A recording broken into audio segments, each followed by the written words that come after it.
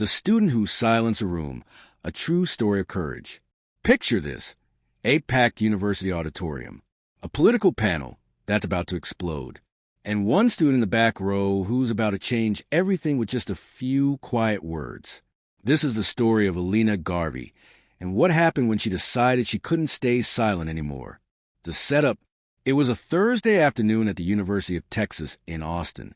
The auditorium was buzzing with that electric energy you get when politics meets controversy on a college campus.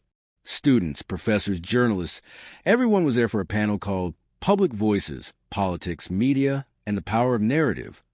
But there was one name on that flyer that made people either lean in with excitement or cross their arms defensively: Pam Bondi, former Florida Attorney General. A woman who never backed down from a fight and had the kind of presence that filled every inch of space around her. Sitting across from her was Congresswoman Jasmine Crockett, brilliant, composed, and completely unimpressed by Bondi's reputation. Between them sat Dr. Cecil Owen from Georgetown and rising journalist Laya Hsu from San Francisco. And in the very last row, almost invisible, sat Elena Garvey. She wasn't there to speak. She barely had time to be there at all. Her roommate had dragged her away from studying just to get her out of their dorm room. The moment, everything changed. The conversation was flowing normally at first. Media bias, political narratives, the usual academic back and forth. Then they started talking about how politicians are judged based on their education, their backgrounds, where they come from. That's when Pam Bondi made her move. She glanced at Jasmine Crockett with that surgical smile of hers and said, "Let's not pretend every representative came out of Yale or Stanford. Some got in with, let's just say, less rigorous paths." The room went dead quiet. A few people chuckled nervously. The moderator tried to move on, but something had just cracked open in that auditorium. Jasmine kept her composure. "I didn't go to Yale," she said evenly, "but I graduated from Thurgood Marshall School of Law, and I've yet to meet a piece of legislation that needed a Harvard stamp to pass." Polite applause. The panel tried to continue, but in the back row, Elena's hands were gripping her chair when quiet voices roar. You see, Elena knew exactly what Bondi meant by less rigorous paths.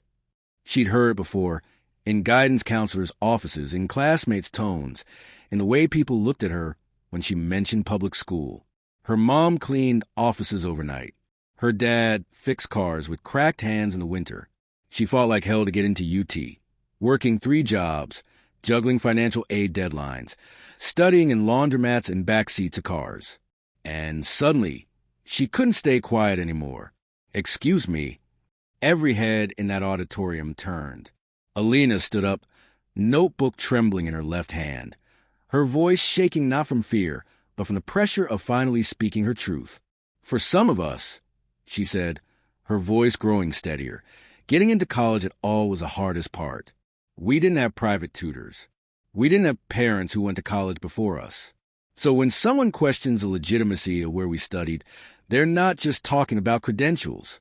They're talking about people, about families like mine." The room went completely silent. This wasn't political theater. This was raw, honest truth from someone who had nothing to gain and everything to lose. The ripple effect. But Elena wasn't done. She looked straight at Pam Bondi. When you make a joke about someone's school, you're not just talking about where they went. You're talking about how they got there. And for people like me, that journey isn't just a resume line. It's survival. Pam Bondi, the woman who'd faced down courtrooms and cable news shows, blinked once, twice, and for first time in probably decades had nothing to say. Jasmine Crockett leaned forward. "What's your name?" "Elena Garvey." "Thank you, Elena." Just 3 words, but they carried the weight of recognition, of validation, of one woman seeing herself in another's courage. The floodgates opened. But something incredible happened next. Elena's courage gave others permission to find their own. One by one, students began standing up. A Latina student talked about explaining to her uncle why community college wasn't a shortcut. A white guy from rural Texas spoke about his roommate being the first in his family to finish high school. A Nigerian-American engineering student shared how his accent had been mocked during group projects. The auditorium wasn't a panel anymore. It was a reckoning. The unexpected response. Even Dr. Owens was moved. Sometimes, he said, the most important lesson you'll learn on campus doesn't come from a textbook. It comes from the moment you decide your voice matters. And then something nobody expected happened. Dean Eli Traynor, who'd been quietly watching from the sidewall, stepped forward. Students, faculty, guests, he said without a microphone, his voice cutting through the silence. We all came here expecting a conversation about politics and media. What we got was something harder, something better. We got truth. He looked directly at Alina. Miss Garvey, you didn't just speak up.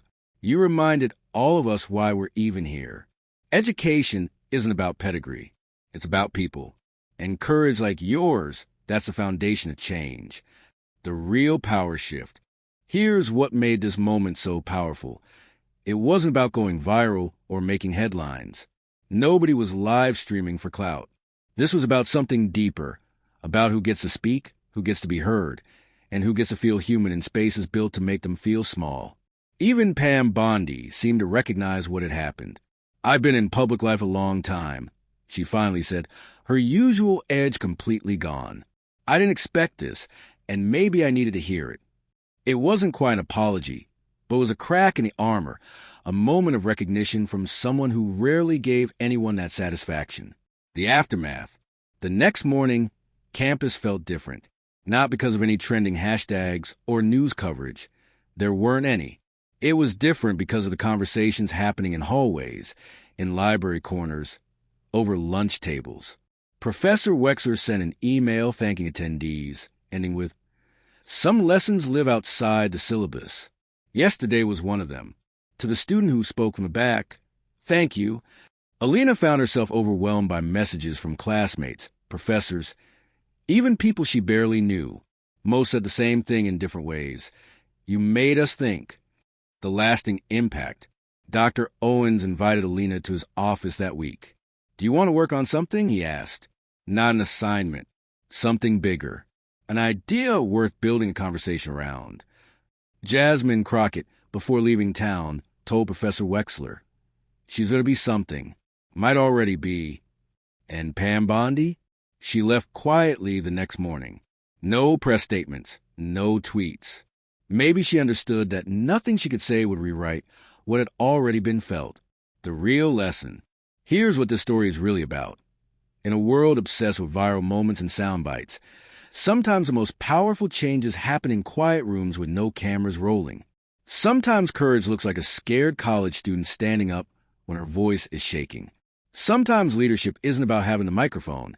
It's about choosing to speak when it costs you something. Alina didn't set out to be brave that day. She just couldn't stay quiet when someone dismissed not just Jasmine Crockett's education, but by extension, the struggles of every first-generation college student, every kid who fought their way into rooms they were told they didn't belong in. She reminded everyone in that auditorium that behind every less rigorous path is a human story of survival, determination, and dreams that refuse to die despite the odds. Why this matters. This isn't just a feel-good story about a student finding her voice. It's about the power of authenticity in a world full of performance. It's about how one person's truth can give others permission to find their own. It's about the difference between taking up space and making space for others. Long after the chairs were folded and the microphones packed away, people remembered Alina's voice, small, trembling, but absolutely real. It taught them what leadership actually looks like when it's not polished or practiced, but simply necessary. Because sometimes the story that changes people the most never goes viral. It just gets remembered. And in a room full of powerful voices, sometimes the most powerful voice belongs to the person everyone overlooked until they decided they couldn't stay silent anymore. That's the real power of courage. It's contagious. And once it starts, it doesn't stop.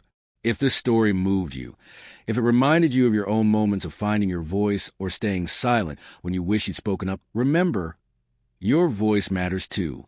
Sometimes the world is just waiting for someone like you to stand up and remind us all what's possible when courage meets truth.